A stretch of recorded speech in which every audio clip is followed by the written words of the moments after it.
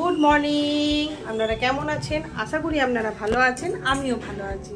তো আজকে মহালয়া, তো সবাইকে জানাই শুভ মহালয়া। আজ থেকেই দেবীপক্ষের আগমন শুরু।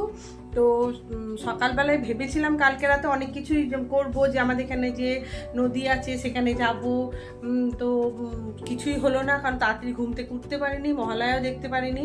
উঠেছি 6টায়, এখন বাজে 11টা। তো ভিডিওটা এখন থেকে আমি শুরু করলাম। সকালবেলা স্নান করে নিয়েছি, স্নান বলতে গা ধুয়েছি, মাথায় তেল নিয়ে নিয়েছি।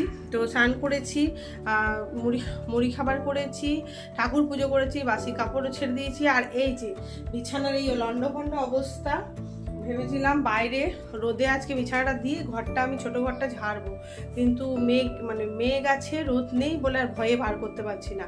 আর এমনি অবস্থা হয়ে পড়ে আছে বিছানার। তো চলুন ভিডিওটা এখান থেকেই শুরু করছি। আমি সারাদিনটা কীভাবে কাটাই সেটা আপনাদের সঙ্গে শেয়ার করব, আশা করি ভালো লাগবে। এইদিকে সকালবেলাতেই আমার বর বাজার চলে গেছিলো। তো বাজার থেকে কী কী নিয়ে এসছে আপনাদের সঙ্গে দেখায়। এই যে নিয়ে এসছে পাঁঠার মাংস,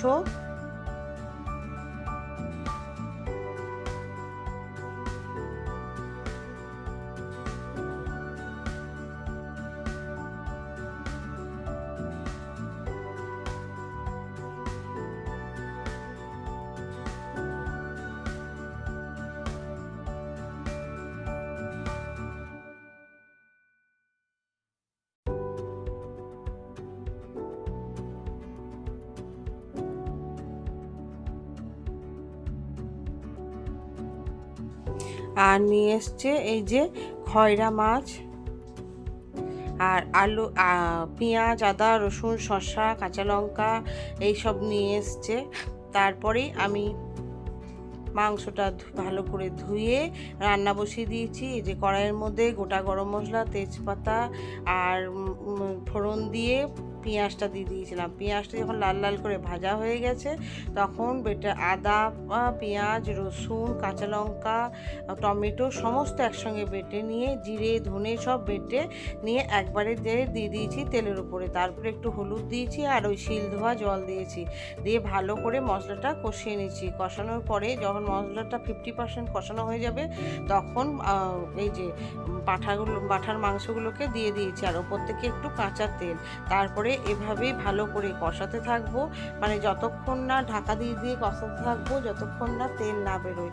আর তারপরে কষানো হয়ে গেলে ওপর থেকে একটু মিট মশলা দিয়ে দিতে হবে, আর ওপর থেকে ভেজে রাখা আলুগুলোকে দিয়ে দেবো, দিয়ে ভালো করে একদম কষানো পুরো বোঝা যাবে যে তেল বেরিয়ে গেছে, ব্যাস। তাহলেই ওপর থেকে একটু আলু দিয়ে আবার কিছুক্ষণ কষিয়ে নেবো।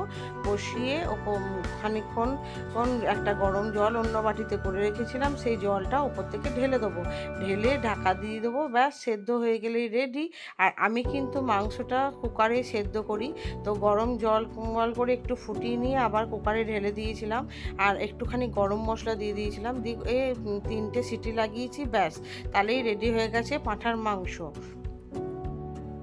আমার রান্না কমপ্লিট, আর রান্না করেছি এই যে সাদা ভাত,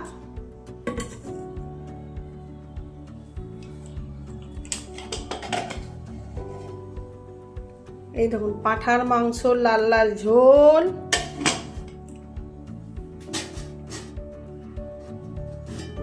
ফুলকপি আলু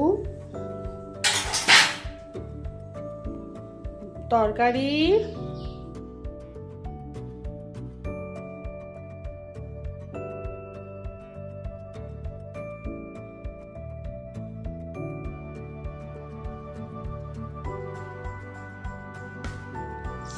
আর তারপরে মাছগুলোকে একে একে ভেজে নেবো।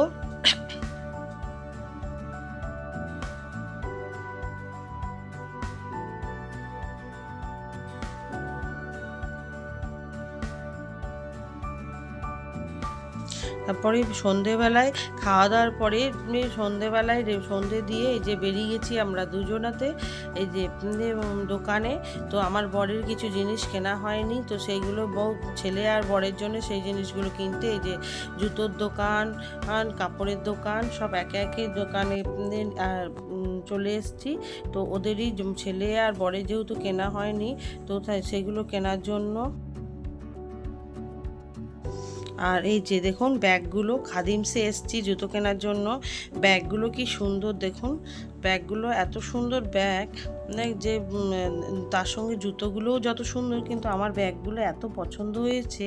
তো দেখতে এত সুন্দর লাগছে ব্যাগগুলো। তো খাদিমস থেকে জুতো নেওয়া হয়ে গেছে ছেলে আর বরের জন্য।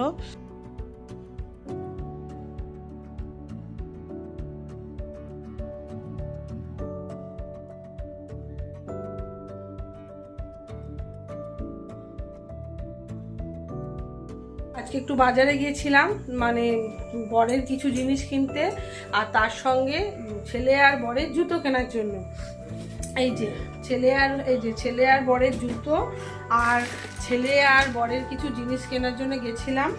তো চলে এসেছি বাজার থেকে, এসেই রান্না বসিয়ে দিয়েছি, অনেকটাই রাত হয়েছে। আর আজকে একটা ছানার জিলাপি বানাবো ঘরেই। তো চলুন রান্নাঘরে যাই। একটু আগেই এসেছি, মানে তেমনভাবে বাজারে ভিডিওটাও আমি করতে পারিনি, তো ওই জন্যে। আর তাড়াতাড়ি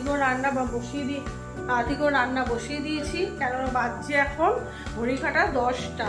তো ছানার জিলাপিটা কী করে বানাই সেটা আপনাদের সঙ্গে শেয়ার করব, আপনারা একটু দেখতে থাকুন।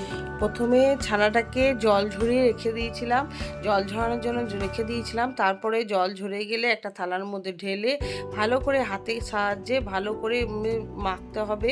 তারপরে তার উপরে 2 চামচ সুজি, 3 চামচ ময়দা, একটু বেকিং সোডা আর 2 চামচ চিনি দিয়ে ছানাটাকে ভালো করে মাখতে হবে।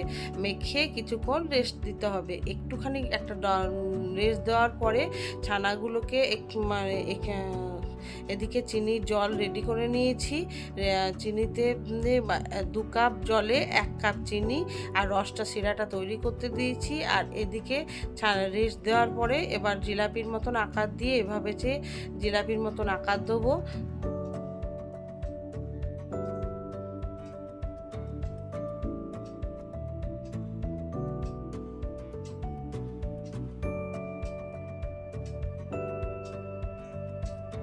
তারপরে ঠান্ডা তেলে একে একে এগুলোকে ছেড়ে দেবো।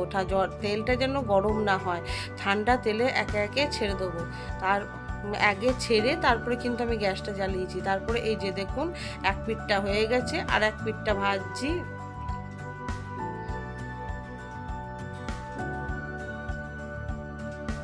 যখন লাল লাল করে ভাজা হয়ে যাবে তখন করে রাখা গরম শিরার মধ্যে এগুলোকে একে একে দিয়ে দেবো। দিয়ে কিছুক্ষণ রাখলেই রেডি হয়ে যাবে। আর ছানার জিলাপি এভাবে বানিয়ে খেয়ে দেখবেন, ঘরে একদম দোকানের মতন টেস্ট হয়, নরম তুলতুলে। তো এই যে আমার রেডি ছানার জিলাপি। আর এই তাড়াতাড়ি করে রান্না করেছি, আর রান্নার ভিডিওটা ভালো করে করতে পারিনি, মানে এতটাই রাত হয়ে গেছিলো।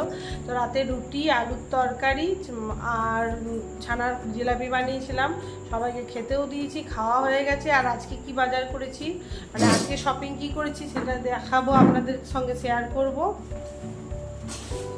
ছেলের জন্য একটা শার্ট,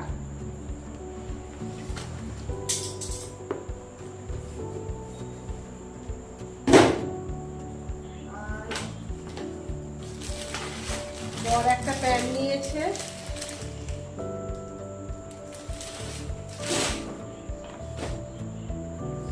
আর এই যে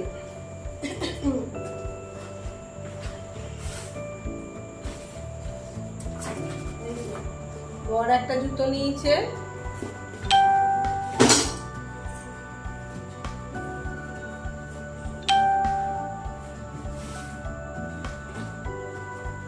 আর ছেলে একটা জুতো নিয়েছে।